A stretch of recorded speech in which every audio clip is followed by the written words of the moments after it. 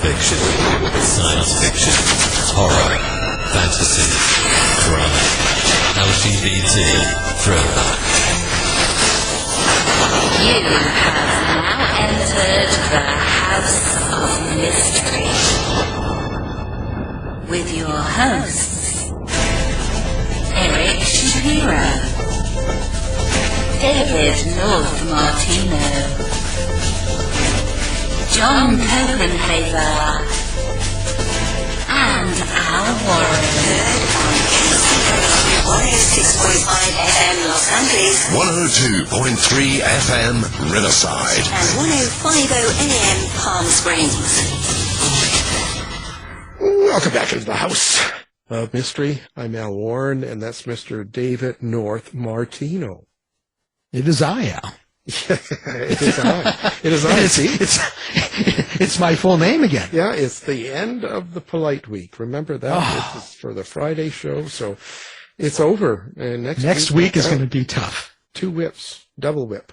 Double whips. It's wax on, wax off. Exactly. You know, and speaking of whacking, I still can't help talking about the Gwyneth Paltrow thing, you know, and not the thing is her lawsuit. I mean, it's probably BS, and I don't care, but just that website and the goop and all that stuff. My God, I couldn't believe. You got to get one of those candles. Oh, yeah, they sold out. Yeah. Oh. So, but they have the vaginal insert balls, you know, those granite things that you can stick up. And I was thinking of maybe getting one of those, but they sold out. Don't they have the roll-on still? Well, yeah, but you know, roll-ons, you know, come on. Yeah. I don't even like roll-on. So it's just, what am I going to do with that? Anyway, I'm disappointed. So she's stuck in court dealing with this instead of making new candles. And the ozone machine is great. I've had that up my butt now for 3 weeks, and I've never felt better. And you sound like you're feeling better. I'm getting there, I'll tell you. It cures everything, you know, like that other guy said. It cures everything. Cures everything. Cancer. Why haven't we been doing this? God, you know.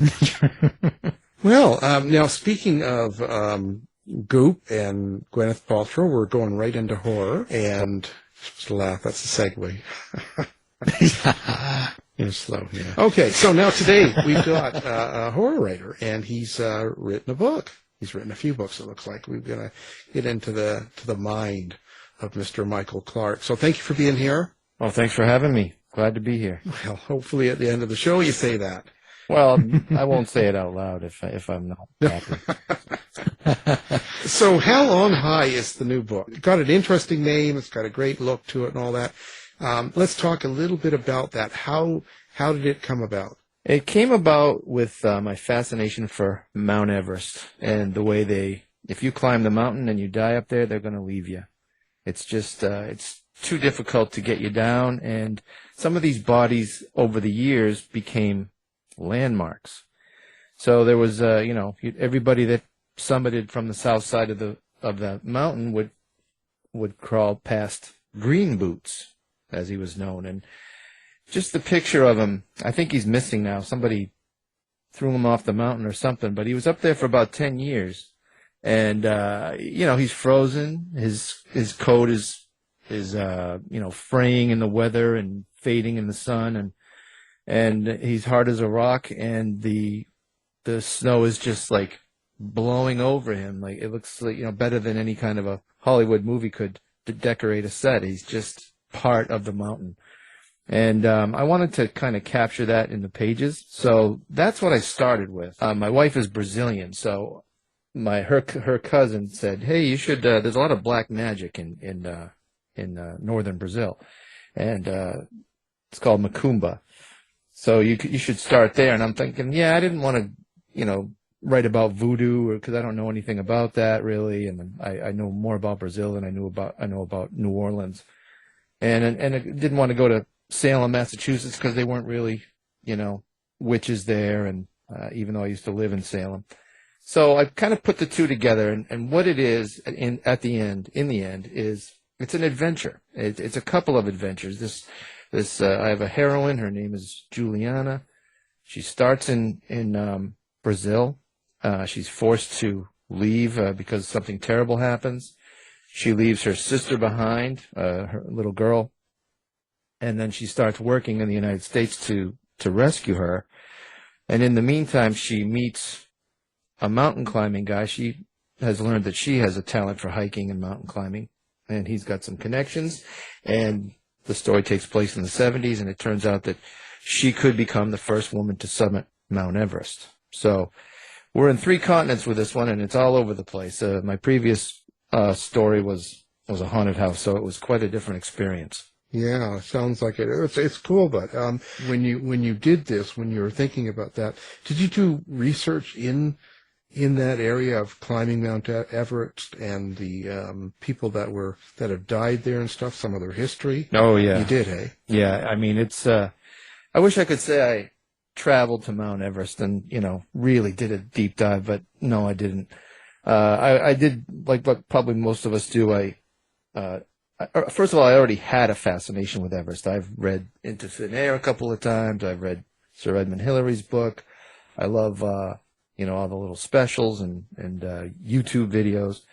So I already had a fascination, and then I just did a deeper dive. There are a lot of people, a lot of amateurs that film themselves just walking to base camp, and I watched like 3 or 4 of those, and these are people that are they start off laughing and having fun, and then they get closer to base camp and it's freezing and they start getting headaches and maybe food poisoning, something like that, and it's hell on earth, and they're only at 17,000 feet at base camp.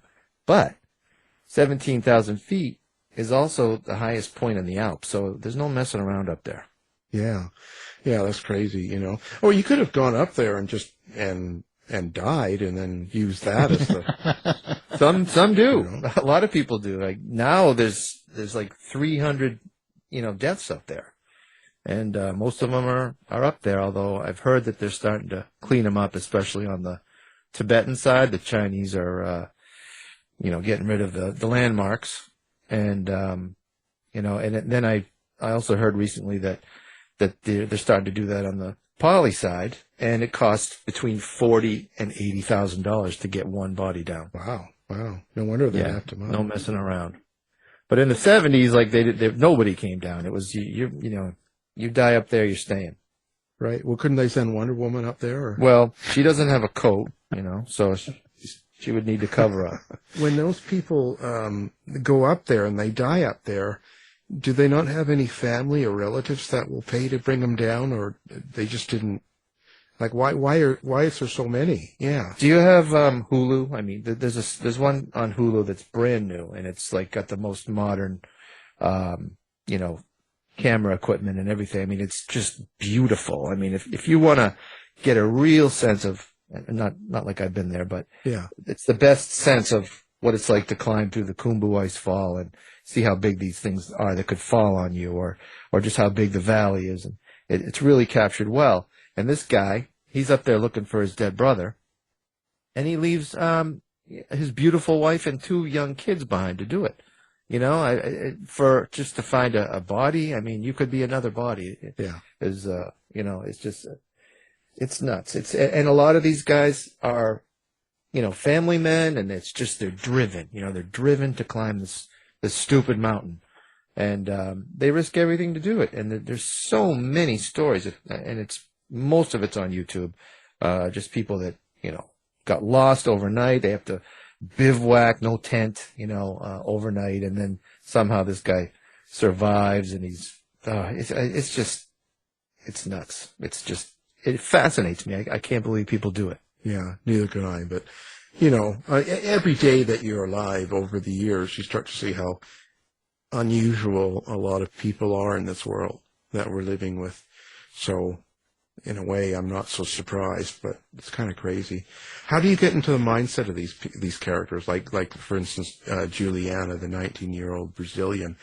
How can you get in the mindset of someone like that enough that you can write their character and dialogue? That's a good point. A good question.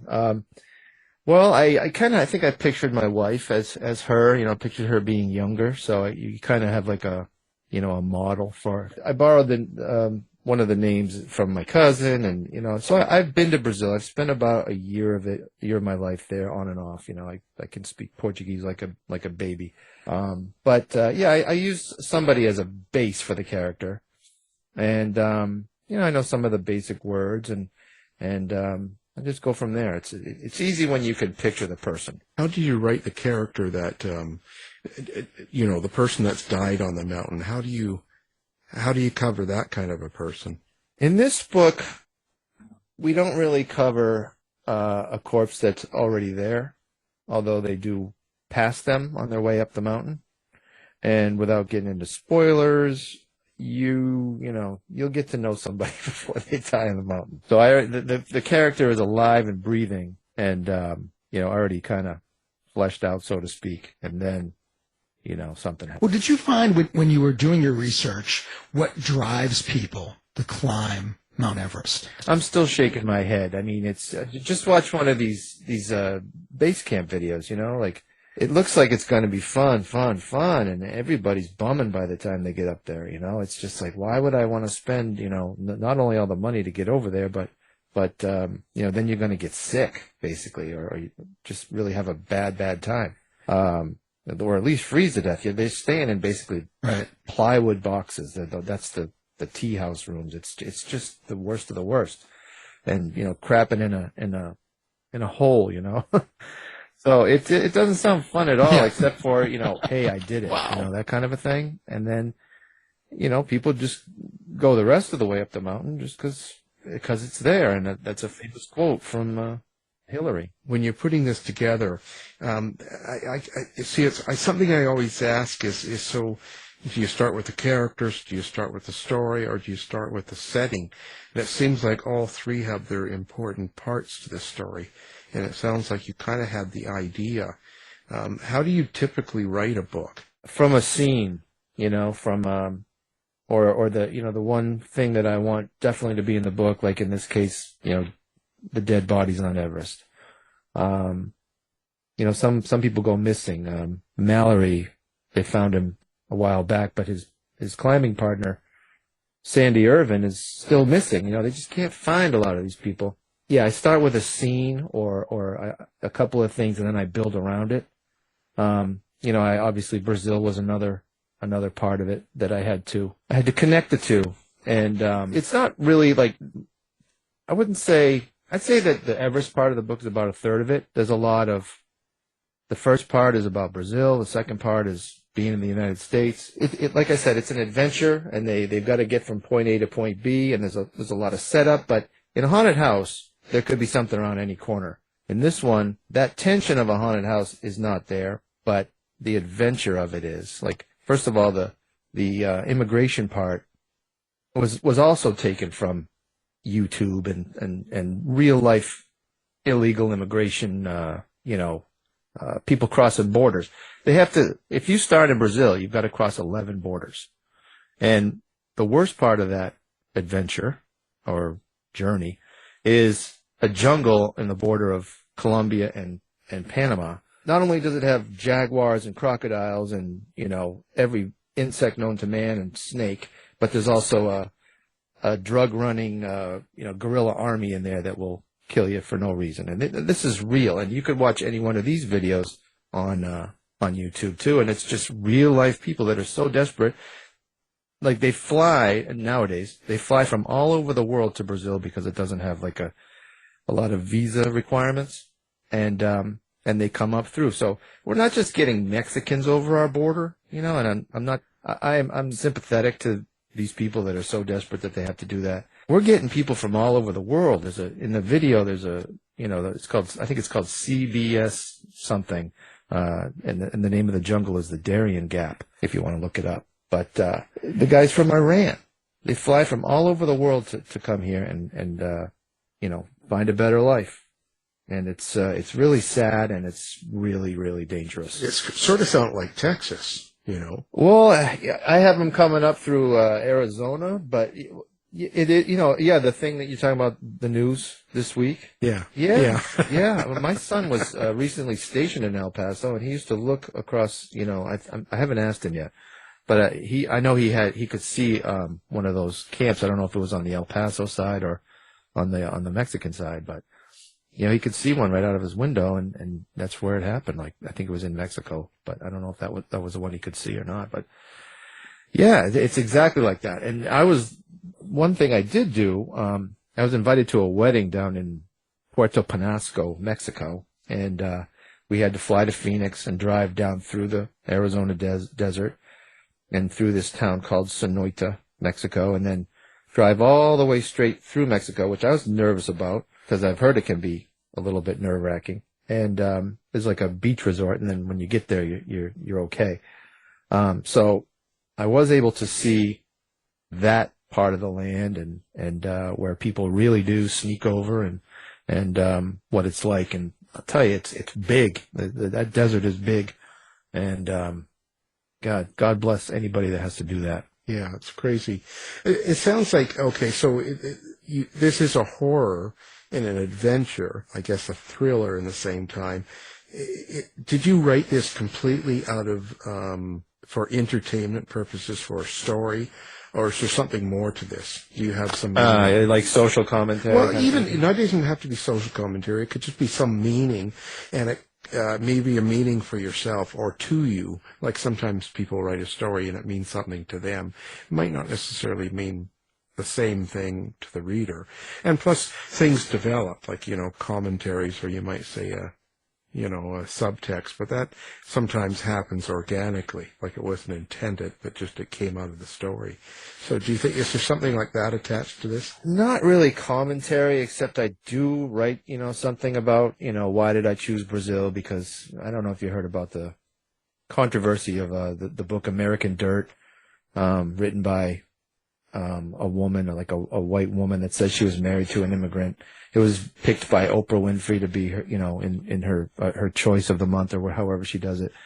And then, she was chastised, not so much Oprah, but the author, because she does a lot of commentary about Mexico and opinions, and she talks a little bit about skin color, and then it turns out that her husband is like an Irish immigrant. So it really didn't, like, the people of Mexico and Latinos in general kind of came down on her hard, and that happened while I was writing this. So I was like, oh God, like, I'm a gringo. My wife calls me a gringo, and here I am writing this book, and I'm neck deep in it already. So I really went back and looked and took out any kind of. I don't think I had much commentary. I just wanted to start it in Brazil because I know more about Brazil than, like I said, there's black magic there, okay? And I don't know anything about voodoo or Santeria or any other kind of black magic. So, but I've been to Brazil and I've seen these offerings left at crossroads, and I've been to the beach on New Year's Eve and I see, people practicing macumba and throwing white flowers into the ocean for Iemanjá, the goddess of the sea, and it's a real thing. And we have a friend here, a Brazilian friend that lives in Massachusetts here too, and she helped me with those with the macumba part of the book. She practices it, the white magic part. So her name was Janette. No, as far as like, I wanted this to be fun. I wanted it to be a fun book. It's not really any kind of a social commentary, but it's as real as I could get it. I tried to get the atmosphere of the immigration part, the atmosphere of the Everest part. I haven't even mentioned why she had to flee Brazil, but it's got something to do with black magic. And, there's some supernatural entities in the book as well. And I know it sounds like it's all over the place, but it is an adventure. I think it's unique, and it's something that you haven't read before. And I do believe that it's a little bit better put together than what I might be making it sound like right now. No, it sounds fine. It's how did you get into writing this book? Like, what led you to this idea? Was there a particular incident or something you saw? Yeah, I had a dream that my wife was frozen solid. I used to work in a seafood restaurant, and we used to get this frozen swordfish, right? Like a whole swordfish except for the head. And it's, it's like a 80-pound baseball bat, It's hard as a rock. And I had a dream that she was frozen solid like that, and I had to pick her up, and she wouldn't move. And I've seen a couple videos on YouTube of, removing a dead body, and they are just like, they look like, you're pulling a shrimp out of the freezer, they're just stuck in in the exact position they died. So I did have a dream about that. I'm like, yeah, and I've always had this fascination with the dead bodies that don't move up there.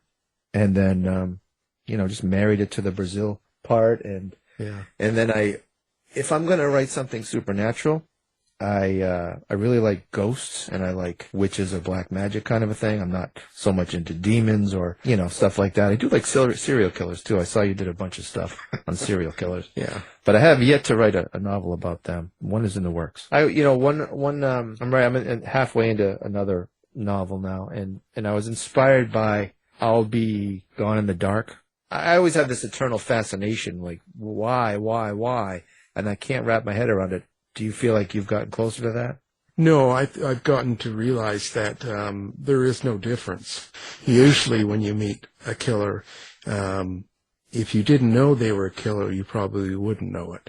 You know what I mean? Yeah. They're so, usually the real serial killers, the majority of who is involved in that kind of world is a very average person that you would have no idea was the killer. It's kind of, I don't know if it's glorified or made something spectacular, but most serial killers are not Hannibal Lecter, so to speak. They're not like this well-educated, well-traveled, and they can tell you all the fine wines and all. They're usually not that type of a person. They're just they're Joe Blow down the road. That's what everybody says. I never would have known. He was so normal, that kind of thing. Yeah, and that's the true. And when you meet them, that's generally what you find. How did you get involved in writing? Period. Like what? Because you aren't a lifelong writer, right? You didn't start this when you were 6 and just. No, I'm older than most of the writers. I think I'm 57, and started at like 52. And I think I was just sick of seeing reboots in movie theaters. If I could direct a movie, I would, but I know it takes, millions of dollars and tons of people, and the learning curve is just too much. So I figured if I could write a story, it only takes me to do that, and then, maybe it'd be picked up someday like Paul Tremblay's, Knock at the Cabin at the End of the World. And, that would be the ultimate dream. But I know the odds are against that.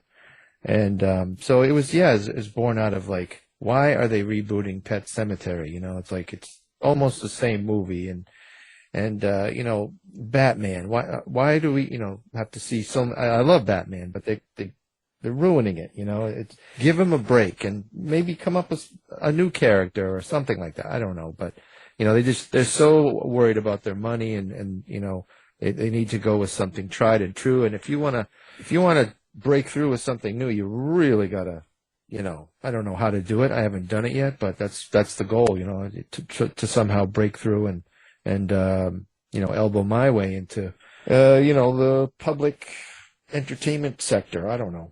You gotta start sleeping with people. Oh, it works. It works. Well, I do sleep with my wife. No, but you gotta get out there and get into Hollywood and start. Honey, I'll be right back. That's right.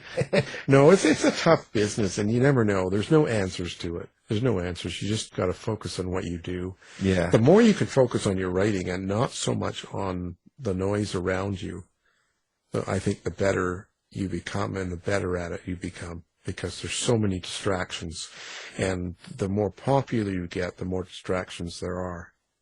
And that's what you've got to learn to avoid. It's quite a balancing act, but before you know it, you'll be Stephen King. Hey, he's got a couple of books out, and I think he's got a movie out.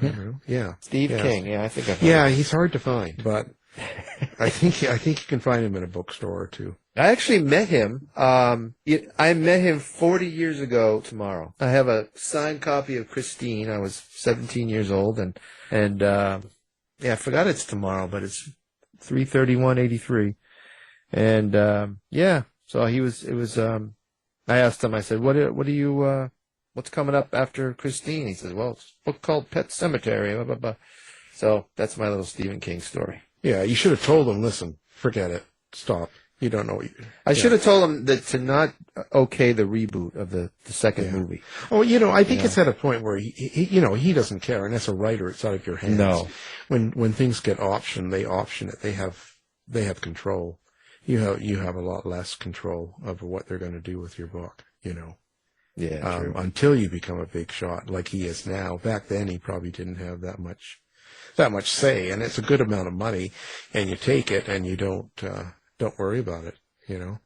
Yeah, he doesn't like Stanley Kubrick's The Shining. Yeah, I know that. Yeah. Well, it's all kind of relevant to what you are and what you're looking for. I mean, there's so many formulas now. Like, I couldn't imagine, like, we've talked to a lot of writers that do scripts and writing for a lot of the series out there right now, and everything's formulaed. They're under such pressure, and they got so much to do. They take a lot of other formulas used in other stories and kind of rework it for the new one. That's what I'm sick of. Maybe I'll never make it, but I wouldn't be able to write that because I'd be a hypocrite. No, but if I can say you're right, in your mind you sit there and go, I couldn't do that. That's right. But I know a lot of them, and what it is when you get in the place, they're like you. They've been working, and they've got, maybe longer than you. They've been doing it since they were 30 and still haven't really made it, so to speak. And all of a sudden they get a really good script comes along. The pay is great, and the regular amount of money, so you take it. Yeah. Knowing that, wow, this is all of a sudden you go from making, whatever to $150,000, you're like, okay, you just jump. And you can put it on your resume and keep working. I find the best thing about some of the worst things you do in your life is you meet and network with some people that end up being somewhere down the road in your life that end up helping. Like it's probably the best thing you get out of these different side maneuvers. But it's no different than going to work for a McDonald's or a restaurant. You're just doing something to make money while you get what you really care about done. So I think I sort of allow it, but I know what you're saying, because most of the streaming stuff now, I can't stand watching most of it. Yeah, because it's I don't know how old you are, but you know how old I am. 60. Okay, so we're like same generation, and we know that there's a new generation every 10, 20 years or whatever it is, and they're just going to say, hey, they haven't seen Batman yet, and they're going to, kick out a Batman, and, just because that generation hasn't paid to see Batman yet. So, right. Yeah, that's what we're kind of up against. Yeah, and then they want their stars in it. They don't want someone that was famous back in the 80s and 90s. They want someone now, Yeah. And it just, but it's kind of boring. I know what you're saying. I'm not really into most of them myself. I'd rather watch the original. So you're old when. That's what I always say. Some of them I give a try. I mean, but that movie that just won Best Picture and all those awards, the Everything All Over Every Time, that movie. I don't know if you've seen that one yet, but no. It's really atrocious. Really? Yeah. Huh. I mean, it's really not good. And the thing is, I really like some of the people in the movie. I like some of the actors. I like some of the careers in it and stuff. But oh my God. Yeah, I'm curious. My wife's like, no, I'm not watching it because she's not into, I guess it's a little bit of sci-fi or something. But it's crazy, and it's a lot of karate and martial arts and stuff. Dave, didn't you give it Dave does reviews, I know, didn't you get a star or something? Well, I gave it 3. It's a very polarizing movie. Some people absolutely love it. Some people absolutely hate it. So I went for the middle, and I still got some bad emails and stuff. Yeah, they want him to die. Yeah, they want him to die. They said I was going to age out. Oh, I was going to age out. People like me will age out. So. Yeah. I don't know. I tried to give it a cancel. Right, exactly. It's a slow cancel. Yeah, he's not, but it's just kind of crazy in a sense. Let's just say I didn't mind it the first half hour, the first 45 minutes, I was okay. And then after that, it was just crazy. I had to do it in 2 settings, and I wanted to slit my wrists and my ears were bleeding by the end of it. So. I rarely like Oscar movies, but I'm always sucked in, like, okay, I'll try that. And like, oh, God, why did I do that? So this is not an Oscar movie. I don't know why. I'm really surprised. Other than maybe a visual effects or some of the studio effects that they did, I couldn't imagine why it won any of those awards, personally. Again, it's an opinion. So what made you decide to actually publish a book? What was it that happened that made you publish the very first thing you did? Like, was there a reason? Did something happen and you got It might have been that Pet Sematary movie, and like my nephew, he's 40 years younger than me, and I think we were talking about one of the new Star Wars movies, a few years back, and I'm like, well, this part was good, but that part wasn't good, and he's like, why don't you ever like any movies? And I was like, oh God, I'm that guy, and I'm the grumpy old man, and I was like, I better put up or shut up. Everybody was like, no, I like that. I'm like, God, you guys are so easy. Yeah. So I just feel opinionated about that kind of thing. And I had to put my money where my mouth was. And I said, what the hell? I'll do it. And so I did it. And self-published, my first book is called The Patience of a Dead Man. And then I stretched it into a trilogy. So I've really written 2 stories, but it's 4 novels. And the first one being, first 3 being self-published, and then the latest one I went through a small press called Bridget's Press, and they've been wonderful to work with. Although now I'm finding, the thing about self-publishing, I guess there's a lot of work, right? Right. Especially if you go wide and you're Ingram Spark, and you want your book, to be sold on every, in every possible place. So I did the Amazon only thing, the KDP, and that was hard enough, and all these learning curve and everything. And so I'm like, well, I want to see my book in bookstores, and so I went through Bridget's Press, and I see on Twitter all these other authors that have done things with Bridget's and similar presses that are, they're getting their books in bookstores. And so I'm like, this is what I want to do, because in my day job is I'm a salesman. Like I can get on the phone. I hate it, but I can do it. And I know, it used to be that somebody says no or hangs up the phone on you. I'm not a telemarketer, by the way, but, but I do use the telephone. And if somebody hangs up on you, it might crush you, and it would just, you'd want to quit and stop working for the day. But I've got past that. I know it's all about numbers and polite and let them hang up on you or whatever and take no for an answer. So I'm all ready for this. And this is kind of still unfolding. There's a Barnes & Noble employee on Twitter that he's getting all kinds of books into his store because he's ordering them. And then it seems like all of a sudden, corporate is asking him, hey, why are you doing this? These are all print-on-demand books, which was a new term to me. It's not, I guess if your books aren't printed up ahead of time, they're not as good as books that are printed to order. And so all of a sudden, this is kind of falling through. To get into a bookstore, I was ready to call every bookstore in America. I started printing off states worth of Barnes and Nobles and indie bookstores. Yeah. And I had some, early success with some of the ones that specialize in horror, and 5 or 6.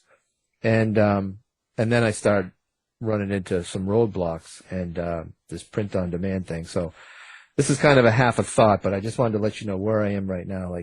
And in my career, going from self-publishing to a small press and trying to break through to that next level kind of thing. I've only been doing it for, published for 4 years. This is where I am, and this is the log jam that I face right now. Well, I'm curious. We were talking off air about the Merrimack Valley Book Festival, and I'm just curious how you found the horror community, because I know I found it way back with the Shock Lines message board, but I was curious to how you found. Did you find that through the book festival, or was there some other way that you met everybody? I don't remember. It was something I think I started on Facebook, and then I'm like, I should be on Twitter too, and then podcasts and that kind of a thing, listening to podcasts. Yeah, I think I just found a couple of people, maybe Laurel Hightower. I don't know if you know her, but she's a big name, and we kind of became friends. She helped me get going. She told me what to do as far as there's a list of bloggers. You want to get bloggers to read your book. And so I, talked to all those people and kind of found elbowed my way in a little bit gently. And so that's the way I did it. But the funny thing about the Merrimack Valley Halloween Book Festival is Christopher Golden lives in the same town I do. Yeah. And Haverhill Press is here too. And like, Yeah. I never knew this. I've lived here since 2003. And, you know, just, I'm like, you know, my story is going to change the world. I'm going to write something fresh and new. And then I realized that, you know, tons of people are already doing that. I just had never heard of anybody, you know, like just my bad, you know. But there's so many people are writing books. But yeah, so I had the gall to call the library and say, hey, I want to get a table. Can I talk to Christopher Golden?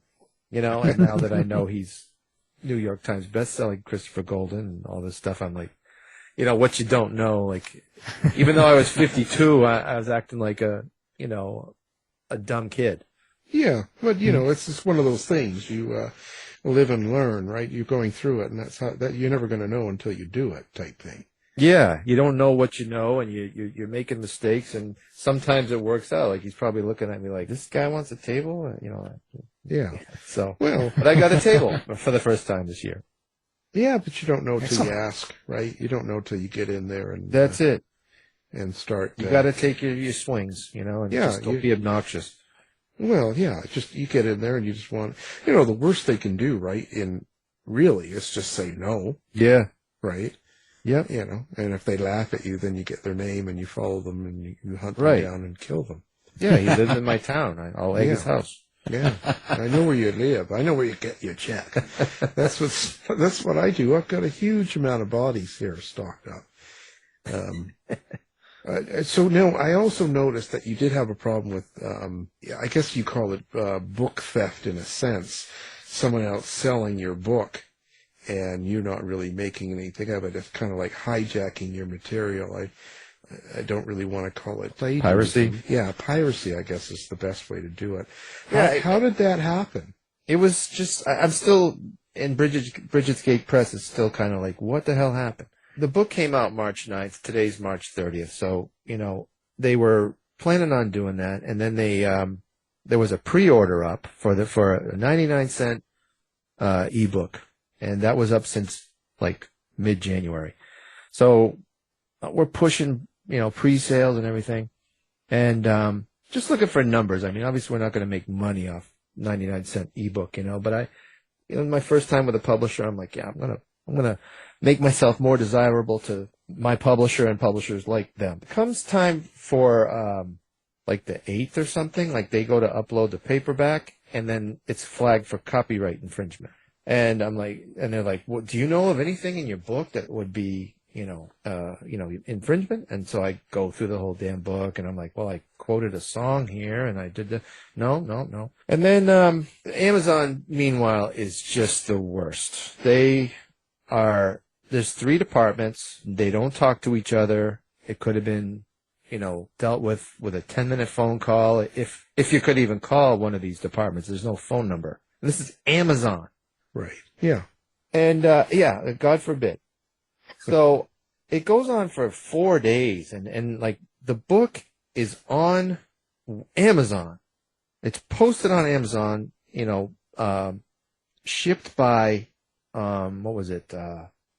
Super Book Deals. And then, and another one. I forget the name of that one. There was like 2 shipped by or sold bys. And we're like, what the hell? I mean, they didn't even have the graphics for the back cover or the spine of the book. They just had like a picture of the front cover because that was up for the pre-sale. So we get flagged and then Amazon does something and they leave I'm just going to say pirated because I don't know what happened. Right. Like the ARCs go out, the advanced reader copies go out, and it's in not Ingram. It's in what's the name of that? NetGalley. Right. And we sent out a bunch of ARCs and stuff too. So it could have been somebody, one of our ARC readers or somebody from NetGalley. We don't know. And then so we complain or we get flagged, and then Amazon takes down not the entire listing from Super Book Deals, but just the cover. So now there's a listing with no cover. It says no image available. And they leave it up for 4 days. And meanwhile, we're like, what the hell? You know, I mean, it's supposed to be out March 9th, and now it's, you know, March 12th. And finally, they got it. They did whatever they did, and we're up there, and it's finally our book. Meanwhile, my neighbor had ordered the pirated version. And he's like, it's on the way. And I'm talking like March 17th. Right. And yeah, it should be here today. And then it gets delayed. And then they even it has an Amazon tracking number. It's going to be delivered by an Amazon van. Nope, didn't come today. And I said, well, just cancel it, you know. And so, because I wanted to see what came in the mail. I was going to trade him, you know, a real copy for whatever this thing was with no back cover. Finally, I'm just like, just cancel it. And I think really what happened there was Amazon couldn't tell him that the book wasn't coming, and they wanted him to cancel it. That's just my best guess. Yeah. Oh, yeah, no. They're too big of an operation. They don't have enough. It's too big to control or streamline that much. But super book deals are, you know, the people ripping off. They have terrible ratings. I looked up Yelp. 186 stars. Yeah, I mean, they're told they never send books. They never give you your money back. There's no service. So they're set up just to pirate copies and send them out and try to make money, I guess. But I just don't understand how that can't be shut down. Amazon puts it on Amazon.com. You know, well, of course, yeah. See, because it's all done digitally and they don't really pay attention, and bots are kind of scanning things, so they just sort of take the info and they let you, because if you want to sell products, you can sell it on Amazon, and so they're too big and not enough control over it, not enough. We lost all the pre-sales too. They just canceled them all, and everybody, you know, all my friends or whoever, you know, like, hey, your book was canceled today. Oh, okay, you know, like answering all that. Side note, I was a little flattered that somebody wanted to pirate my book. So yeah, a little bit of ego there that was massaged. Think about that. Yeah. Yeah, I checked out Superbook deals too. They've only got 2 of my books, so. Oh, they do? Yeah. But what can you do?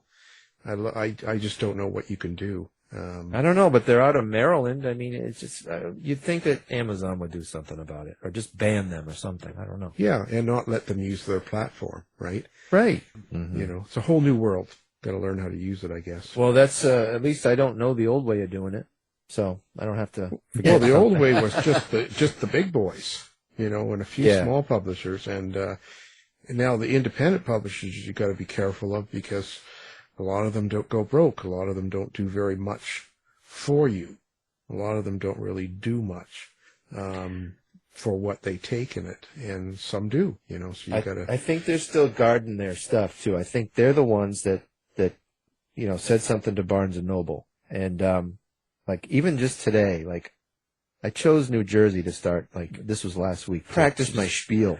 I didn't want to like get rejected in Massachusetts where I live, and I'm going to try New Jersey. I'm going to start, you know, asking people that don't know who I am if I can send some swag with, you know, to you. If you order 2 of my books, I'll send some autograph stuff so that the readers can take a print and a book plate sticker and a bookmark home, you know, and, naive again, right? And, so I talked to an independent bookseller with a pretty good, you know, store. He's seems to be pretty busy. And then I also called at Barnes & Noble. And I called them back today because I needed like a refresher, a recap. I had follow-up questions. And so first of all, last week, the Barnes & Noble guy says that print-on-demand books you get no credit when you return them. That's what his boss told him. Yeah. But I called the independent guy, and he says, no, I'll get my money back. It's just that I'll pay shipping to ship them back if I don't sell them. So I get 2 different stories. I don't think the independent guy had any reason to lie, but I do believe that the bosses at Barnes & Noble told their people that stop ordering print on demand and indie stuff. So, you know, you order the traditional published stuff. So they're still there, you know what I mean? Like, yeah, I don't see how I can get my book into Barnes & Noble unless I'm signed by one of them. You know, the secret really is going on tour. The authors that go on tour and go to all the bookstores and do all these signings do really well, because each time, like I did 2 in the summer, 4 in the summer, and you sell, I don't know, 20 to 50 books each signing. And you do that over 6-8 signings, you're starting to sell books, and in different regions, and all those stores will keep ordering your books. You know what I mean? Yeah. You just got to break the seal kind of thing. You got to break it and go to a suburb of the closest city to you, and hit a smaller Barnes and Nobles and maybe an independent bookstore. You got to get some sort of break in, and you can. Yeah, exactly. And you got to spend time doing what you're doing, and you get better at it by trial and error. And I'm old enough to know that. I'm just exhausted thinking about it. Yeah, that's right. I mean, just focus. There's so much to it, and you just focus on what you can. Get out there, do the best you can today, and try not to think of anything else, and try not to get sidelined with stuff. Just kind of go, well, I want to get a book signing done. Where can I do it? And focus on that. Figure that out, because there are places that will do it, especially if, let's say, someone does say it's an independent bookstore and they go, we don't like to have signings with print on demand. Just say you're going to bring your own books, or that you guarantee, you'll take returns, because it'll come. You can print them on demand yourself. You can pay for Ingram and order 50 books and pay cost and take them in with you. And that's what a lot of authors do for shows, right? I guess, yeah. Actually, I think they did that at the Merrimack Valley Halloween Book Festival. Well, that's what, if we're going to do a show here, that's what I would do. If a publisher's involved, a lot of times they'll do it for you. They'll print up. You see, and that's kind of an advantage. If your publisher prints the books and sends them, then sometimes you can get in other stores that just print on demand. Yeah, that's part of what I'm learning. Just like, okay, well, a little bit of a roadblock here and there, whatever. Let's talk about how people find Michael Clark. Like, where are you on social media? You have websites. Where do people find him? I try to keep it simple. My website is michaelclarkbooks.com, and that's Clark with no E. And I am Mike Clark Books on Twitter, and pretty much Michael Clark Books everywhere else. Fantastic. Of course, now we're going to have that up on our website as well. People can find you with one click, so we're all set. Again, your new book is called Hell on High, and our guest is the author, Michael Clark. Thank you for being here. Thanks for having me. Thanks, Michael. You've been listening to the House of Mystery radio show. To find out more about our guests, hosts, or shows, go to www.houseofmystery.com. Show's over for now. Was it as good for you as it was for me? Well, good night. This has been a production of Something Weird Media. I'll be back.